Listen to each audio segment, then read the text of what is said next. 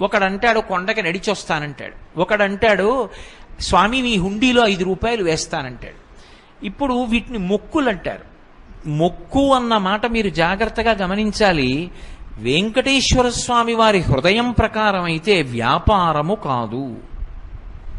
అది పాపము వలన దుఃఖం వస్తోందని వాడు తెలుసుకోవాలి. తెలుసుకుని పిలిచావు పరమేశ్వరుణ్ణి. ఆయన ఏం చేస్తాడు? నేను ఆదుకోకపోతే ఎవరు ఆదుకుంటారు లక్ష్మి? అందుకుని ఉంటాను ఈ కలియుగంలో వెంకటాచలం మీద. ఎవడు ఎక్కడ ఎంత మౌనంగా లోపల లోపల పిలిచినా నాకు వినపడుతుంది.